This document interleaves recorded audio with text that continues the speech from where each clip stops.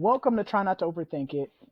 Today we are doing something a little different. Normally we do pre-recorded episodes, but today we are doing a live. And the focus of today's live is going to be picking up the pieces of past failures. So today, RJ, aka that guy, is going to be steering the boat, and we are going to be, unpacking this conversation. So I am going to be asking the questions, and they, Miss Unique and Mr. Khalil, will be answering the questions. So I'm going to kick it to you guys for introductions, and so you guys can, explain to the people who you are and where you're from and what you guys do.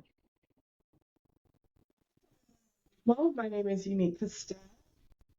I am originally from Baltimore, Maryland, and I Maryland. practice here in Georgia. Um, I own a private practice, mental health private practice, and I guess what do I do? Yeah, that's it. I think that's everything. Try to So I'm, follow instructions the way That's you all you gave me. do? Child, I do a lot. That's what pays me that's what Right. pays you. most of the time. I mean, I dabble in some other jobs, but the ones that we'll talk about for today is mental health. Yeah. Right. Hey you guys, I'm Khalil Franklin, licensed social worker in Huntsville, Alabama. That's where I practice. I work with substance abuse, inpatient. Matter of fact, uh, I love mental health, period. I've worked in the mental health field for the last 7 years. It's kind of my thing. So regardless, I definitely do that as not just to get paid. It's also um, uh, um, a thing of mine, and I'm really interested into reading about mental health, just practicing new type of therapeutic techniques with people and myself. So that really interests me. But my hobbies currently are watching sports. That's all I'm doing right now. I'm See, watching nobody football. asks about hobbies. Look, I know. I try to follow directions. God Just dang it. it's always that one person, that one guy, that Can't follow one around. guy that can't Like follow the simple instructions. one of these kids is not doing their own thing. That's me. But look, it's sports time. Y'all seen it? Colorado, Deion Sanders won that game. People were talking against my man's. Came out, did his thing. I grew up prime time. You know what I'm saying? I'm support. So I had to throw that out there. HBCUs, what? For sure. So let's get into these questions. I got my questions here. Okay. The manila envelope with the questions. Oh And my it's gonna be gosh. we Who we're gonna Pull it be out. like Maury Povich whipping out these DNA are diagnostic tests or you? these lie detector test results. Oh my gosh. You two have So been very question about this qu- stuff. qu- About that stuff. question number one for today's topic. What does failure mean/represent to you? Mm. Failure means/represent. I Mm-hmm. think the two are different. Mm-hmm. It means um, not completing one's set out goal or mission. What it represents to me could be a myriad of things, but I think the thing that stands out most is um, failed expectations I have for myself or others close to me. Mm-hmm. Um, and based off of societal norms and pressure. Mm-hmm. So Khalil, I what? intentionally threw a lot in there for Yeah, Khalil Okay. to unpack. yeah. Yeah. Look, what she did right there. It speaks to a lot because um, expectations pop into my mind when I think about failure, right? Because whenever I fail to accomplish whatever I set out, whatever goal, like Unique said, I set out to do, right? Hopefully, I'm learning from that failure and I'm moving forward and I'm taking what I learned and I'm recreating. Human beings have a wonderful spiritual connection. And I know this might be offensive to someone, but I always want to tap into my divinity, right? And the word divinity comes from, you know, the the Greek or the Latin meaning godlike, but I don't take it in that type of way. What I'm taking is my ability to create, right? When you have that ability to create, you should always be working on doing something new, kind of recreating yourself. So every time that something happens, like quote unquote failure, or I didn't meet my expectations, I want to learn from that and create something new, evolve, get better. That's what I want to do anytime I hear failure. I've taken tests and I didn't do so well, went back to the drawing board. What do I need to study? What was my weak points when I was taking that test? I don't look at it as if, oh my gosh, everything's got to stop now and I'm going to scrap everything and have to start over from ground zero. No, I'm going to build myself back up and learn from that failure, even if it's relationships, even if it's something like a job, whatever, or I want to change jobs. I want to be able to learn from it. So failure is not always negative to me. And people, depending upon your expectations, like Unique said, will make it so negative when it doesn't have to be. And see, this is why I fool both of y'all, because both of y'all, like we like the same person. Because I mean, like like the things that you guys are saying right now about failure, that's how I view failure. You know, my thought process on failure is, kind of like I'm an artist, so some of these, things behind me, I painted them or I made them. Um, I look at failure as a chance to innovate, as a chance to adapt, a chance to create. I don't just see a t-shirt, because this right here is made from a t-shirt. I don't just see a t-shirt. I see what I can make from the t-shirt. Like this t-shirt was old. It had holes in it. I couldn't wear it outside no more. So I saw what I could make from the t-shirt. Mm. And so when you apply that to, things like failures, you know, you can turn your failures into successes and wins by looking at what you can get from it, what you can learn from it. But then something that both of you guys touched on just now about how, depending on where you are in society, dictates what would be considered failure. Like some people will take failure as passing a test or passing a class. If I don't pass the class, I failed the class. Whereas, we were talking earlier off camera, something as simple as, or, something that happens naturally as an unexpected pregnancy can be considered a failure, depending on, your background and your family and everything else like that. So, that's why, like I said, that's why I fool with y'all, because we the same. It's like we the same person. So then we're gonna jump into the next question. So, Meeting of the minds. meeting of the Right. minds. It's like Like, we on the same wavelength. So next question is, what does success mean / represent to you? Who wants to take that one first? I'll let Khalil take this one first.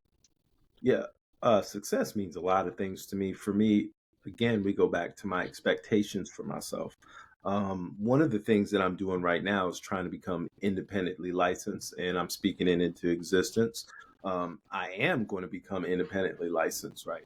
That Mm-hmm. was my Over to the goal. dark side. Right, Yeah. right, right. I know. And I'm so blessed to have Unique, RJ, people who are licensed around me to work independently. So I'm blessed. That's how God works, right?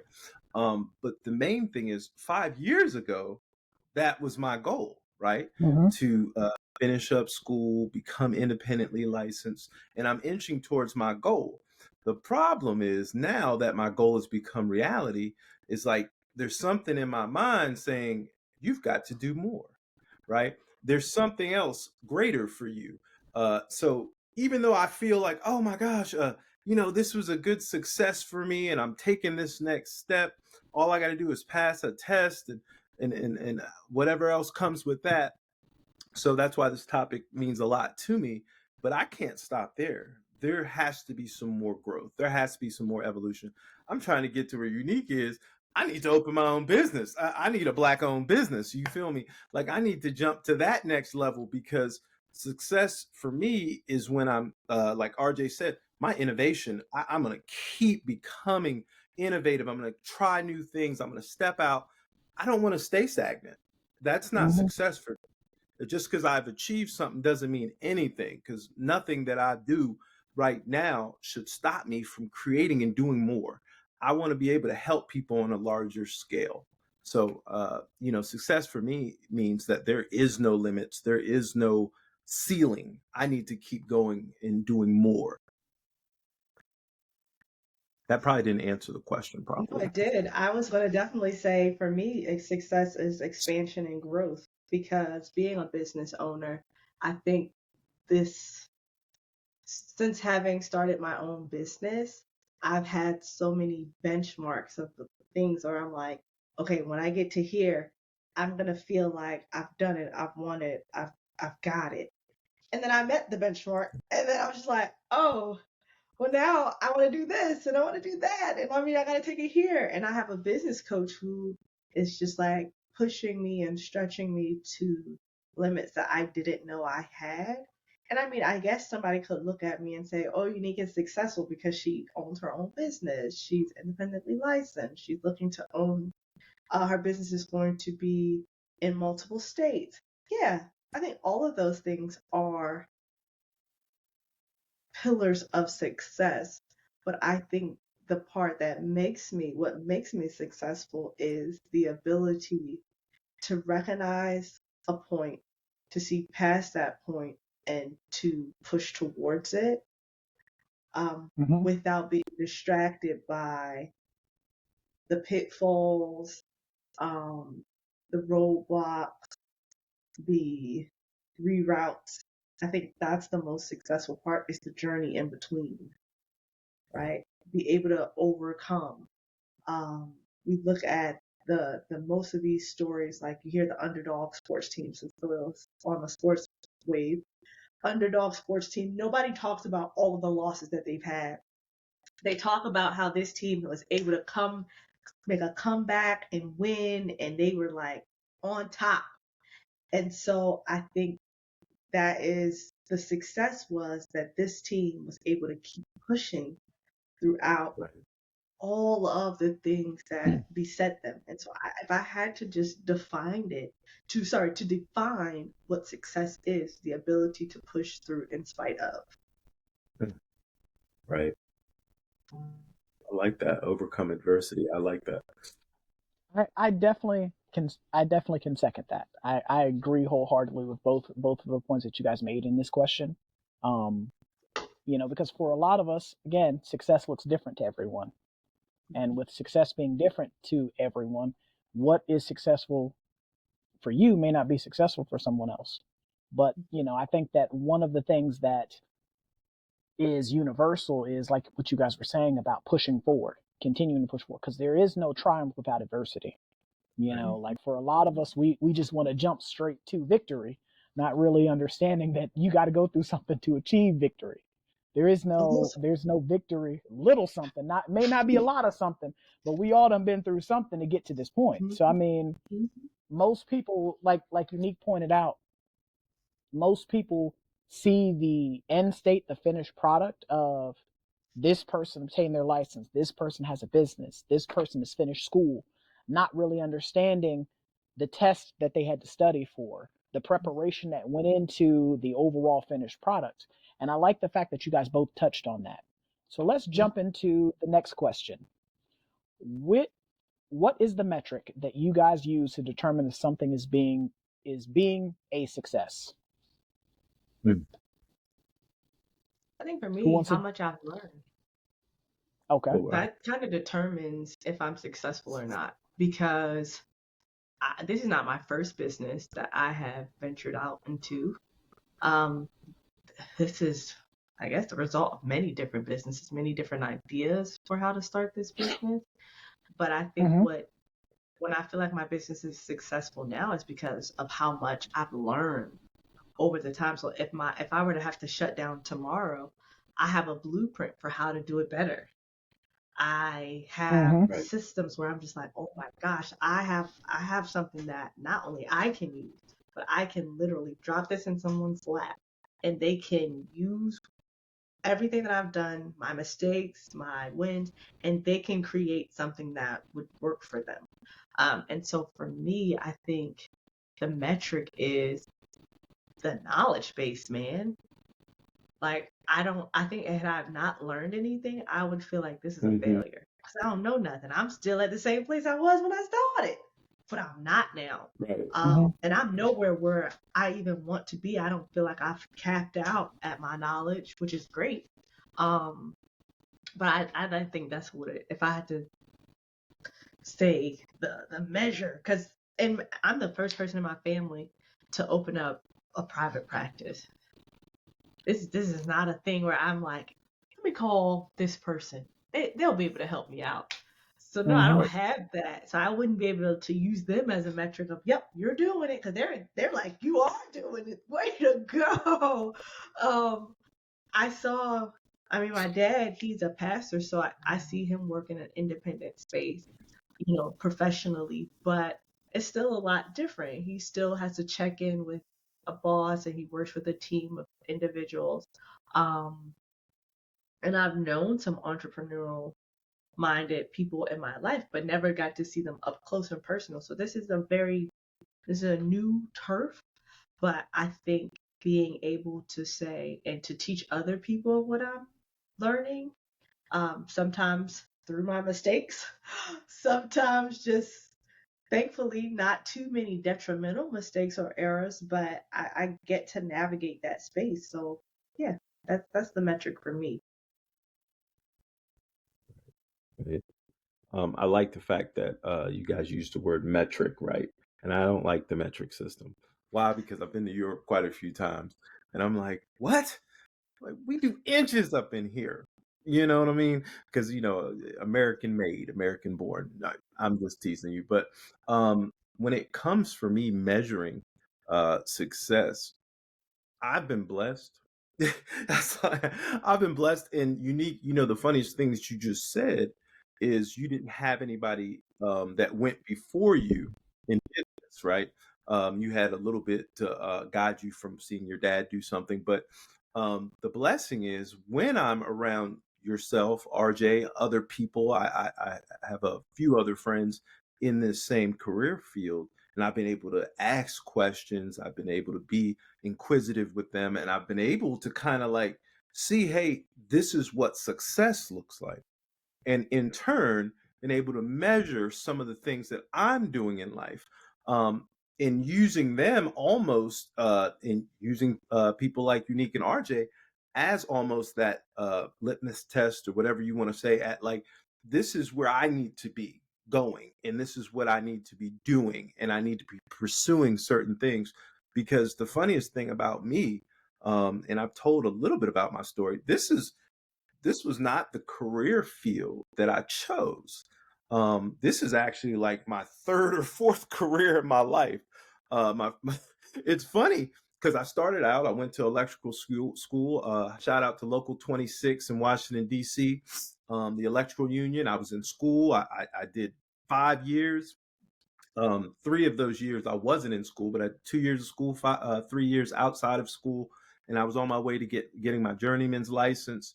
Got kicked out of school. That's another story. Dang it, Khalil. So yes, change careers. All right, even though I still know a lot about electrical work, but that was a failure for me, right? That was a failure, and it wasn't success. So then, boom, on to the next career. I had a friend. He was like, "Get your CDL. Your license is good. You don't have anything wrong with your license." Boom, I jump in, get my CDL, and I start working with a construction company, and I'm transporting construction, equipment, heavy equipment, breaking my back. And if anybody knows me, I hate getting dirty. I hate digging. I hate doing all those things. So construction was like something I was like, I got to get away from this. Boom. Started working for Federal Express, was a Federal Express driver. And I said, well, I'm going to be a courier. I like this. I was on time doing everything that I was supposed to do. And then boom, got myself in trouble there, failed a drug test, kicked out of Federal Express. Boom. 3 different careers, Mm-hmm. right? I was not successful in them. Mm-hmm. And so for me, I had to learn from a lot of these mistakes, right? And I could not allow some of these failures to change my outlook on life. I knew I had to do something more. I knew I could be better than what I was doing. So eventually I ventured into this path, right? And I was like, well, I can help people who are suffering with some of the same things I suffer with. And Mm-hmm. that's when I started getting on the path of mental health.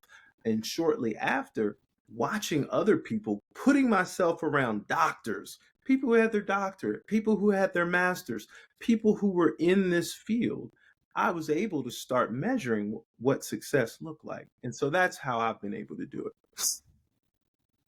I went all the way around the world to say that.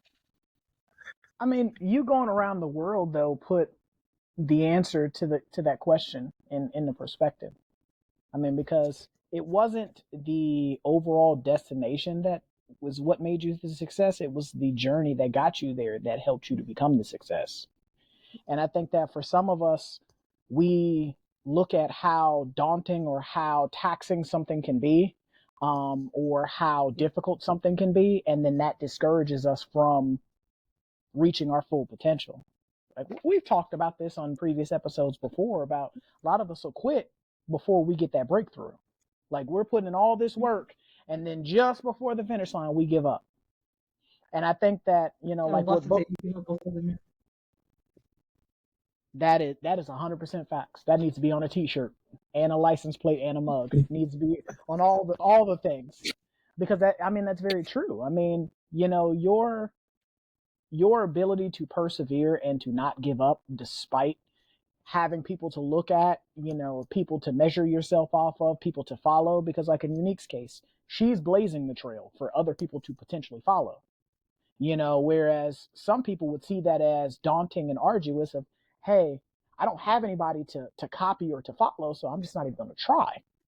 But rather than just say, that's just not for me because I don't have anybody else to follow, she's making the trail. Now, whereas you, Khalil, you were the opposite end of the spectrum where you went through whatever you went through, but everything that you went through was gearing you towards being the person that you're supposed to be, working and gearing you towards, your purpose and being and surrounding yourself with people for you to be able to say, hey, these are people that are going to help me get to that point. So I definitely like your answers to that question as well. So we're gonna move on to the next question. Do you guys see failures or setbacks as negative, and if so, why?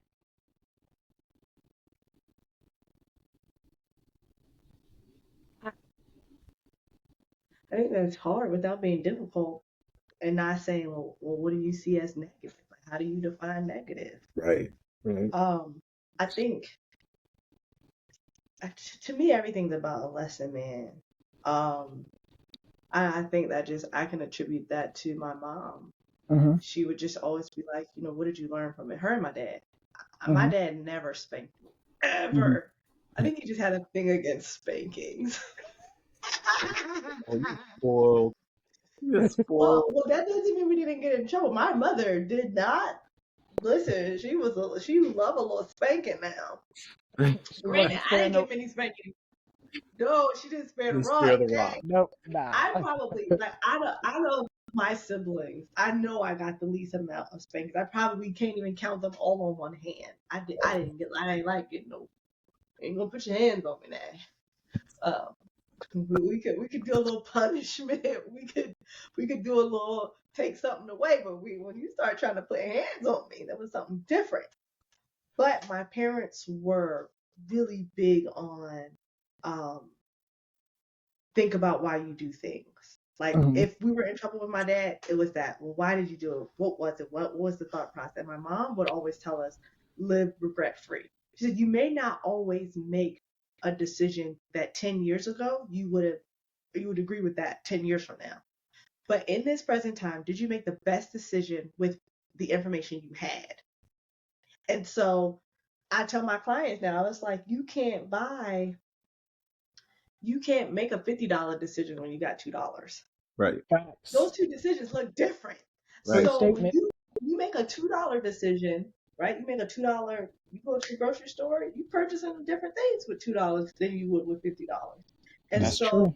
when you're talking about a failure, it's not a failure. I made the best decision with the resources I had offered to me at that time.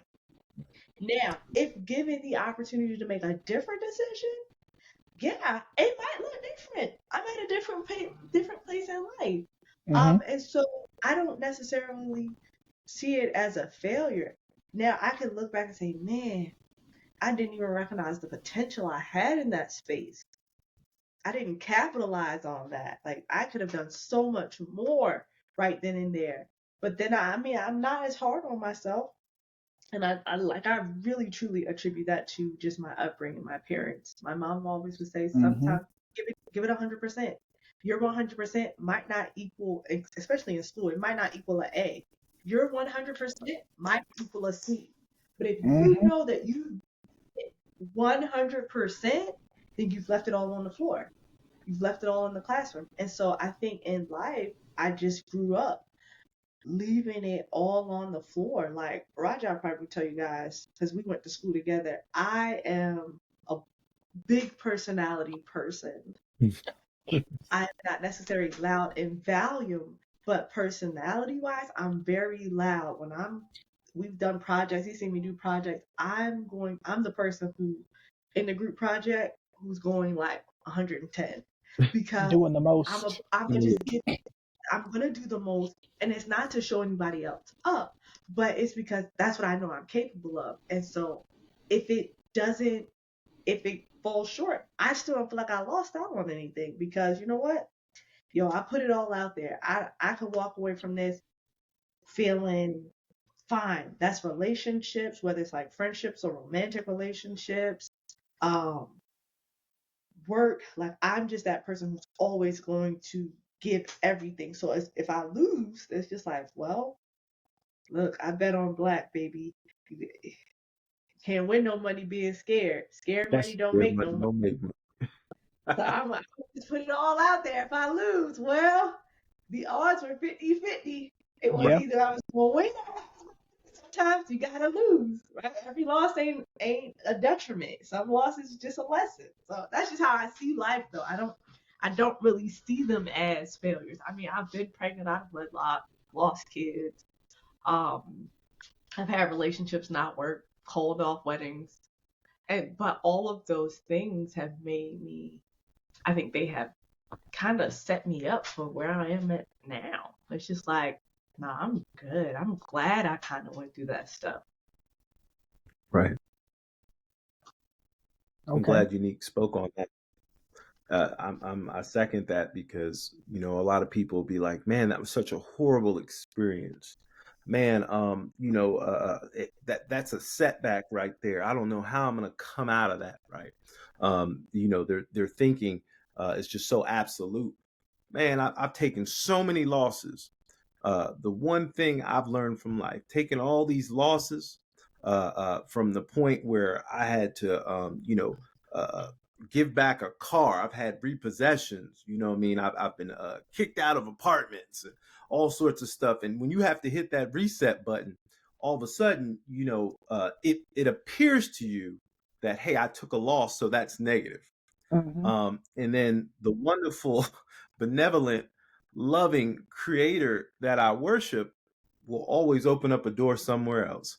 Uh, Mm-hmm. I used to suffer from that same thought process that, oh man, this door is closed. What am I going to do now? I've been stripped down. I don't have that lack. All right. I don't operate from a place of lack anymore. God has an abundance. There's always another open door. But that is how I used to operate. As soon as something happened, I would perceive it as negative. So in turn, my thought process was nothing is going to work out now with this negative thought process that would influence my behaviors, and it'd be negative behaviors, and I was a self-fulfilling prophecy, and things would just get worse. I Mm-hmm. can't operate like that anymore. And I'm so glad you guys are talking about going through this adversity, because other doors are going to open for people. Anybody listening to this right now, if you're going through a lot of things, there's a blessing around the corner. Something else will open up for you. You're going to have to keep pushing forward. You're going to have to put in that 100%. Like Unique said, you might only get a C because you put in that Mm-hmm. 100%. until you did your best and you keep working, God will open up another door. These are some of the things that, if you haven't learned yet by watching us, you know, I promote positivity. I'm not going to run out there and say that I'm always positive, but I want you to think positively. In turn, your behaviors will become positive. When I run Mm-hmm. out and think everything is a loss, everything is negative, I'm a self-fulfilling prophecy. Like I said before, I've got to stay positive. Something else will come along for me. So now that I've matriculated to that point in my life where I can start seeing things differently and taking an aerial view on my life, and I'm making moves, and I start Mm-hmm. seeing, hey, you know what? That was blocked right there, but there's another opening around here, and I'm gonna go through that door. So not everything that happens in our life has to be this negative or positive, black or white. There's so many more doors that will open up for you. You're just gonna have to try another avenue. And with that, I'm gonna shut up because I don't want to keep preaching. Because I'll No, preach, look, I'll be like Joel Osteen in a minute. Don't make me do it. I'll go okay, Joel Osteen on you. Not Joel, my God. Because that's all positivity. Joel, life is not that positive. Joel, my God. Look, no, but before we got on here, I said if your life is like failing, don't try to fix nothing. Like just trash it, move to a new state, and be somebody else. And Get I a said that in jest. did I say that. said that in jest. Like I said it with absolute sincerity, okay? But half of it, okay, a good 70, all right, 45% of it was a joke. Mm-hmm. But I think I mean that because sometimes we dwell in the parts that we've messed up on Hey, when every day that you wake up is an opportunity to be a new person. amen. Amen. You can have the same name, but be Listen, somebody different. listen. Say that one more time because I don't think they heard you. Bring it back for Every, me. Mm, every day you wake up, you have the opportunity to be a new person. wow. If when I tell y'all, people who sit on the other side of my screen that I do therapy with, they're like, you would have never gone through that. I was like, man, are you sure? Me? Girl who I was homeless, bruh. Like, I'm not talking about fake homeless. I'm talking about homeless shelter homeless. Okay? I'm talking about the girl who was told she's not graduating because she didn't have enough credits. It took a senior year and a semester. I was like, missed my graduation rehearsal because I was trying to finish the classes. But nobody on the surface, nobody knew what I was going through. The girl who suffered from severe depression at one point, nobody knew what I was going through. But I just kept telling myself, tomorrow you don't have to look like that. That was Mm-hmm. yesterday's problem. We ain't gotta be that today. Yep, that was us last year. That's not us this year. We're a whole new girl this year. We don't. Well, didn't I see? The girl I was yesterday, she's gone. Okay, I don't know that girl. I'm sorry. I am sorry. And people think that it's funny, like, oh, you changed. Yes, I did change. Oh, you acting funny. To you, maybe. But I have to do what's going to keep motivating me to be the best version of myself. And sometimes that means just leaving the failures right there. I've gained all that I can gain from that, whether it's perspective, whether it's a new way of thinking, a little lesson, a big lesson. All right, I got it. Now we out. I'm not staying there and still dwelling on what went wrong. Nope, I'm good. Well, didn't you used to know? I don't know them no more. Who? Who is that person? Sorry, who? I don't think we got the right people. I think you're mistaking me for somebody else. And it's just gotta be that, like, you just gotta draw that line, that hard line, and be like, nah, that ain't me no more. Mm. And see, I like that. I like that. Being the resident lazy guy, this guy right here. She speaks to something that I talk about all the time: economy of energy. If that's one of the things that I speak to my clients about all the time. If it doesn't help you be the best version of yourself, why are you investing time and energy in it? Both I don't. both of you guys spoke about something that I was listening to on YouTube one day, and this guy was talking about the hold on, I got it on my phone. It is called the corridor principle, and it states that the mere act of starting a venture enables you to see other venture opportunities that you could not ordinarily see had you not taken advantage of starting the initial venture. Yeah. So I think that for a lot of us, what ends up happening is, like what both you guys alluded to, is the fact that a lot of us, we will be so focused on the fact that I failed, and we will sit and stay and live in the failure instead of looking at the opportunity to start over or try again. It's Yep. only over once you stop. That's when it's over. Is when you finally stop. That's when it's over. So, like Unique was just saying, every day you get to start over fresh and be a brand new you. You can be somebody else today than completely different than the person you were yesterday or the day before that or the week before that.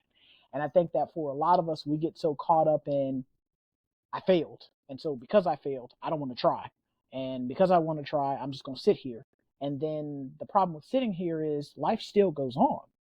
Yep. It doesn't, Yep. just because you are wanting to stop or take a knee or take a timeout or just be on pause, We bills still did. keep coming, responsibilities still keep coming, and then if you have a family, you got kids, you got to answer to those people. Yep. So you don't Yep. always have the opportunity to just live in the failure all the time. Sometimes you got to Yep. turn your losses into lessons. Yep. So we're going to move on to the next question. So the next question is, what is your biggest failure and what did you learn from it? Biggest. Wow. Unique, you need this one. Go ahead. You go first. My I'm biggest thinking. failure. You said you go What first. did I learn? Yeah. That's hard for me, given like I just said, just how my perspective is. Um,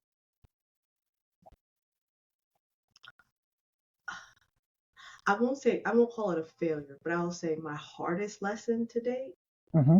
would be uh, what I guess going through an abusive relationship and keeping it a secret. Mm-hmm. Wow. Um, it was a hard lesson because I shut a lot of people out of my life who I needed Mm-hmm. to help me navigate through that space. Because while I have a big personality emotionally, I'm very guarded. Mm-hmm. Um, Very few people have seen me cry. I'm usually a smiling ray of sunshine. And Mm-hmm. so I don't allow people to see my cloudy days. And so being in an abusive relationship felt like a failure to me. I guess if I had to, yeah, it felt like a failure because I poured so much into that relationship. And I was just like, why isn't it being reciprocated? Right? Why is this person just not giving me what I'm given? Um, and they weren't a horrible person. I don't want to say that they were horrible. I do think that they had some trauma that they didn't work through, and I had to step out of the therapist seat and allow that person to decide what they wanted out of their life, even if that meant we weren't going to be together. And that was tough because I really loved this individual and I saw so much potential in who they could be, um, and so much potential on what our relationship could be. But I had to realize it wasn't healthy or safe. Mm-hmm. And then I had to tell my community that I was in this place and be accountable to them to get out of it. And it was tough. It was a tough lesson to go through. Um, I think it altered certain friendships. It altered certain relationships. Um, it caused me not to trust myself because I said for a long time, I was just like, how did I get into this situation? Of all people, me, how did I end up here? So I didn't trust my decision making abilities. Um, it was the start of some reckless behavior because I was trying to pendulum swing the opposite way. It was like, oh, because see, when I did it this way, it got me this. So I'm going to swing it all because I told you I do everything 100%. So I 100% threw it the other way. And that wasn't good either. But I think now, probably 8 or 9 years removed from that situation, um, I have learned to trust me, um, to continue to remind myself who I am and my value. Um, I have it's been affirmed that I'm a hard lover and that needs to be guarded wisely. Um, I've learned to keep the people that keep me accountable to myself, my health, my wholeness, keep them close, no matter who it is. Um, I've learned to set stronger boundaries, to say no to other people's idea of what I am supposed to be. Not even just say no to doing things, but just people's idea. I think the author Sarah Crosby, and it's a quote in her book, she was like, don't let other people do the naming, thinking, and behaving for you. I might be misquoting it, but I love that quote because in that relationship, while it was controversial, I was allowing someone to say something about me that I didn't believe to be true. And so I've learned to put stronger boundaries on how people get to name things about me. You can have an opinion, but it becomes a problem when you start to make it a fact about me. So I learned a lot from that relationship. Um, I don't think it was a failure. I think that we didn't need to be together because it was dangerous. Mm-hmm. But I was able to walk away with some scars, um, definitely some scars, but also a brighter person than I was during that time of healing and growth. Hmm.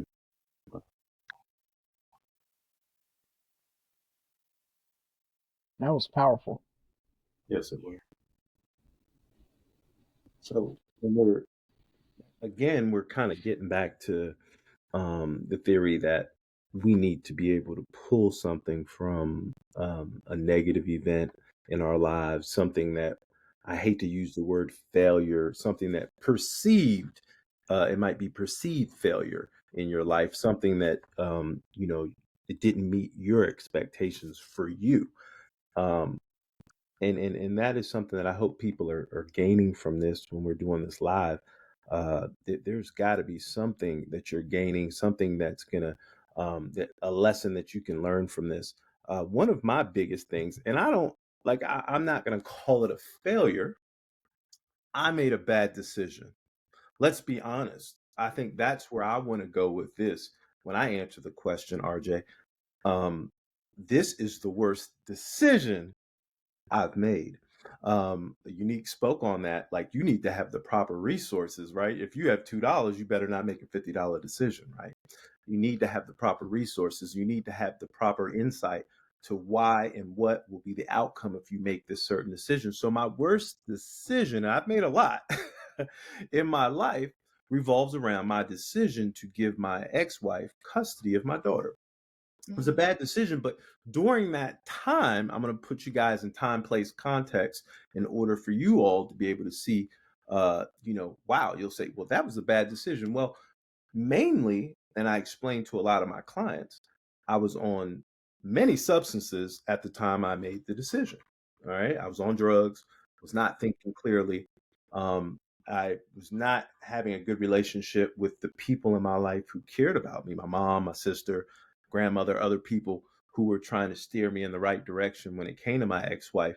And in order, so this is the funniest part about the story, in order for me to kind of not be so stressed out, I made a decision based on limited resources and also based, and I hope people are getting this, also based on me isolating myself from the people who love me, who were willing to help me make better decisions.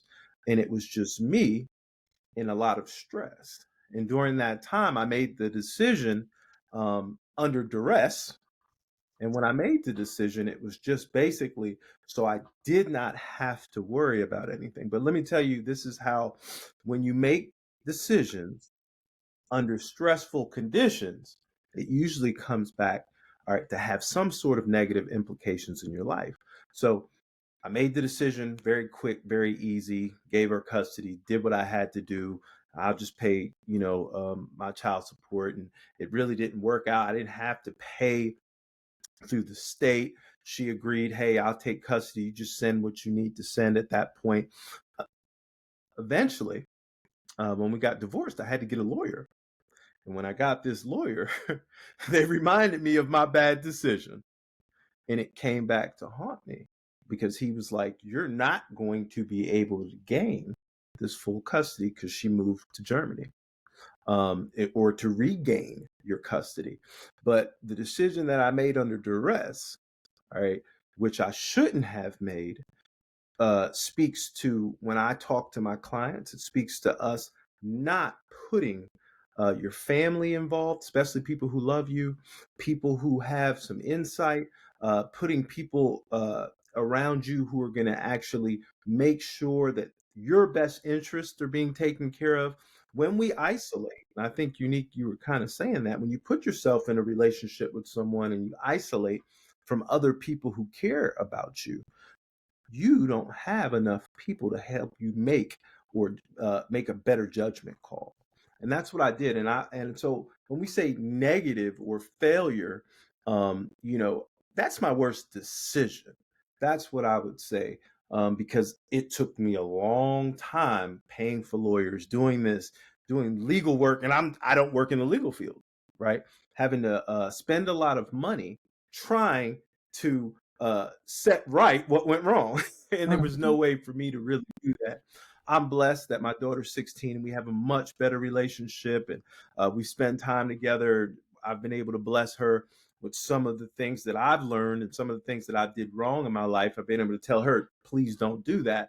But the one thing I gained from that is that when I'm stressed out, when I have a lot of other just horrible circumstances around me, all right, I need to be around people who are going to lift me up, people who are going to give me better advice, people who are going to kind of keep me grounded, all right, in order for me to make good decisions. And I've done that for most of my life now since I did that almost 10 years ago, 11 years ago, really, when I made that decision. And I've learned from that. So that's one thing I could say for my worst decision and what I've learned. Okay. I definitely appreciate you guys for sharing your perspectives on that question. So we're down to our last two questions. So let's get into them. So this next question: do you ever analyze failure, either your own or others? And do you ever actively look externally for inspiration or the insight through failure of other people? It's a two-part question. Yes and yes. I like looking at people's mistakes because I am not, I guess I'm lazy in this way. Roger always says he's lazy.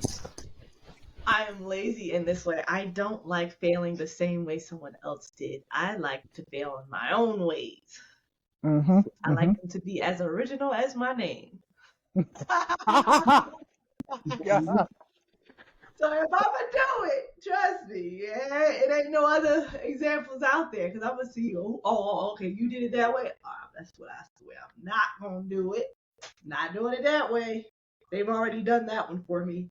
I don't believe in taking the hardest pathway to places. I want the easiest paved through way. Oh, it's an easier way I can do this? I'll take it. And that's not to say that I don't go through hard things. I do, right? I navigate through difficult places. But if someone has already made the mistakes that are easily avoidable, I want to know. Give me the cheat code. Give it here. Right. I think the beauty of going through grad school at an HBCU, shout out to HBCUs, I had a friend who would always take the class with me. I don't know why I trusted this friend, but we went through it together, and they happen to know a couple of people who went through it before us. And my friend would say, Unique, we're taking this class because I already know somebody who know how it went, and I would say, that's the class we're taking. So when it was time for comps, my said friend they preceded me in taking the comprehensive exam, and they said, "Hey, you gonna take this exam? This is everything you need to know for said exam." And I said, "Thank you, my boy." And I think I was the only person to pass comps that year. Wow. I think if I wasn't the only one, there's probably a handful of us who did pass comps, and I passed it on my first try because he was just like, "Yo, do this, do that." I did. I wasn't the person. I don't need to experience all the bad for myself. If you did it, that's enough for both of us. Oh yeah. I am a lazy failure. Okay. Team lazy. Lazy. Okay. I do not. I don't like avoidable problems. I think that's something you try Hmm. to teach a child. Like some mistakes, baby girl, are avoidable. They're just avoidable. It's inevitable. Like you're gonna make your own mistakes. Some mistakes you just ain't no getting around them. Right? And mistakes are good. I want you to make mistakes, make lots of mistakes. But some mistakes are avoidable.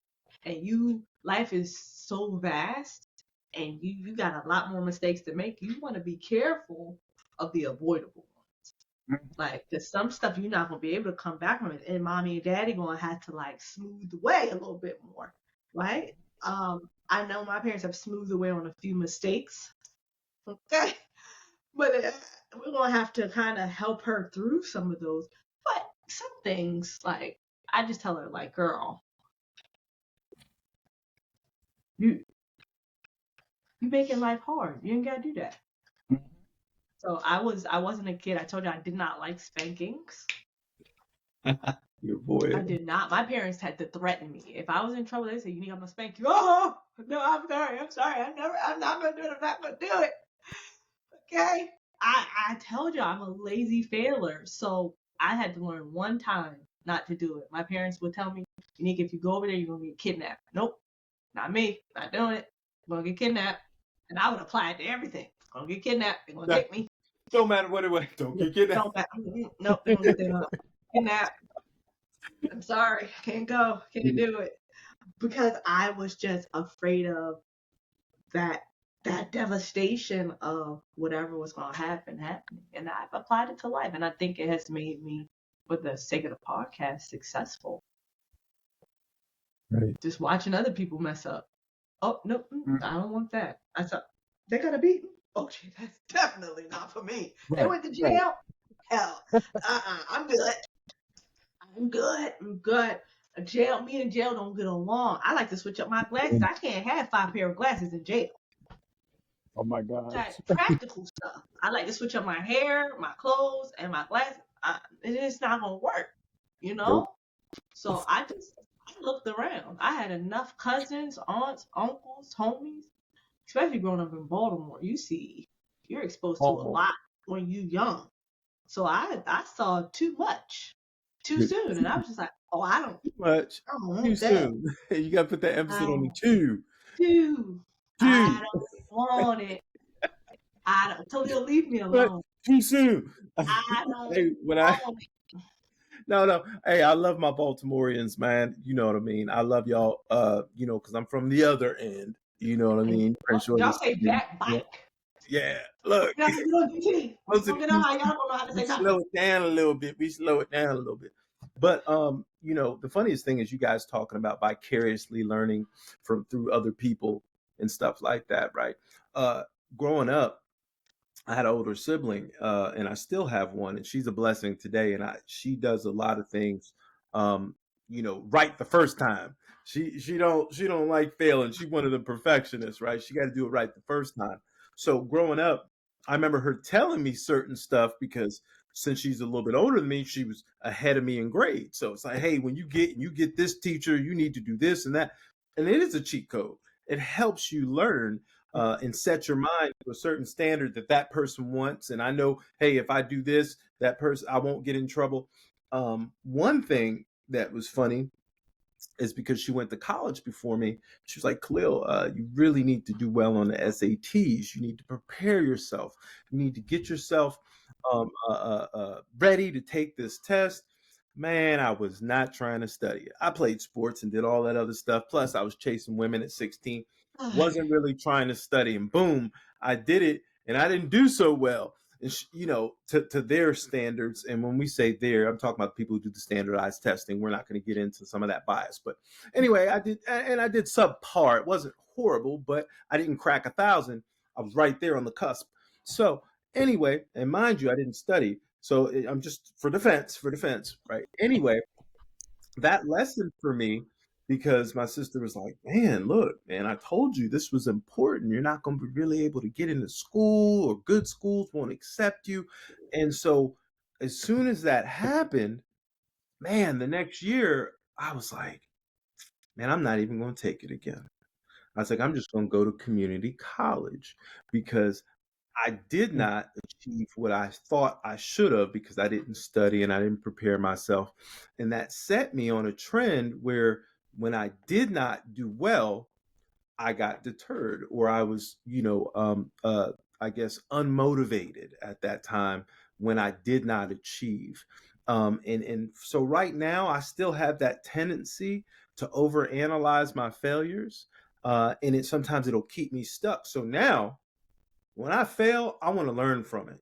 I go back to the drawing board. I want to see what I did wrong. I want to see if I can improve, because I remember getting so distraught when something like that would happen, and it would set me back. I would get almost depressed because I didn't achieve what I expected. And Mm-hmm. so now, at this point in my life, I've been really, really trying to analyze my failures of where I went wrong. I just gave y'all a story about decision making. So when I make decisions now, I try to get as many good advice before I make a decision. I try never to isolate.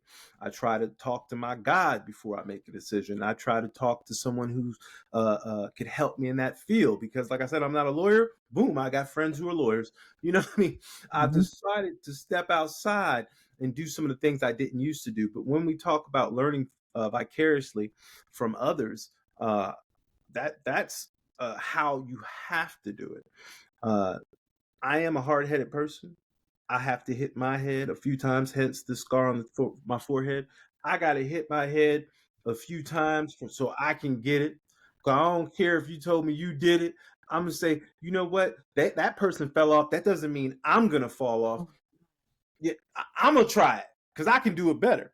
But that pride in me has died down. So when people tell me the way to do things, I've humbled myself. And I'm like, okay, if this worked for you, then it's got to work for me. And that's where I'm at now. But I wanted to tell you the reason why I got this scar on my head, I am very stubborn, but I've had to learn. I'm gonna allow other people. All right, I'm gonna learn from their failures because I don't want to fail. So Unique, when I try to start my business, I'm coming to you. You tell me where you went wrong, so I don't have to go wrong. Boom. Absolutely. You come right to me. I'm not playing it. And see, I used to be when I was younger, and Anna can attest to this. I was a crash test dummy. I was the person that would do the things, and then she was like, Unique. I saw him get that. I don't want that. Let me follow instructions because I know or he ain't listening. So that's what he got for not listening. So let me not do that. And I mean, for me, I had to eventually learn that experience is bought and paid for. Yeah. I don't have to experience something firsthand to recognize it's not a good idea. And by recognizing it's not a good idea, not do it. Right. And by taking the time to assess and to learn, saves me a lot of heartache and headache and heartburn and Yep. troubles and worries. Saves me all of that. But then also, Yep. like I was saying earlier, you got people that are behind you who are looking to see what you're doing, and by you doing what you're doing, you can set them up for success. And that's how I always look at things now. So we're going to dive into the last question. um, what advice would you give to others concerning bouncing back from failure? You said mine. Burn the bridge to the back. When you cross over it, Burn the bridge going backwards, baby. So you No, was I'm burning kidding. the I'm ships. kidding. That's what you do. You burning the ships up. Torch it. Set it ablaze. No. Um, no, I think in all seriousness, take the good, leave the bad. The bad don't serve you no good, baby. Leave it right there and figure out how to build it bigger, better, and stronger. If it ain't helping you build it bigger, better, and stronger, it's not good. Leave it. Wow. I'm with it. I'm on her. I'm on your team. I'm on Team Unique right now because you can't move forward by looking in your rear view. You know what I mean? It doesn't work. You're gonna have to press forward and leave all that stuff behind, man. Hopefully you're learning from this. Hopefully you're gaining some insight from all the things that happen. We already talked about it. We already talked about bouncing back. We already talked about all that. So if y'all was in the live, you got it. If you weren't in the live, that means you need to start clicking into the live and get in there when we do what What we are you do. doing? What are you Right? doing? What were you doing? Why weren't you here? We already gave you that. I definitely. I'm still a proponent for burning it up though. I like a little pyro action. Oh my Torch gosh. it. Set it ablaze. Look, you basically told us when we started that it was okay to pack your passport, burn it down, and leave. Burn it down and Be a create a new new person. identity. She said literally leave town, go and go move to another town and become a Move brand to new another person. town. Brand Be Yeah. a new you, brand new baby. person. How they gonna know? How would they know? For Plenty me, of movies have shown us how to do it. that is true. They have made a lot of movies that are like that. There Uh, is. for me, the way I look at bouncing back from failure is that one, like what Khalil said, surround yourself with people who are going to keep you motivated and keep you focused. Um, but then two, stay steadfast in, have faith. Well, have faith in what you're trying to accomplish and stay steadfast into what you're trying to accomplish. Um, I think that the faith and remaining disciplined is what is going to keep you on track. For a lot of Yep. time, for a lot of us, a lot of times what happens is we will listen to the boo birds, the people who will tell you that you're not good enough, you're not smart enough, you'll never accomplish anything, and hell, some of those people will be in our own families. And they ain't accomplished nothing neither. So And Right. they exactly, can't see they trying to make $50 decisions with negative $2 income. I can't. but but the thing is, having that support system of people around you, because those people will keep you moving forward when you don't think that you can.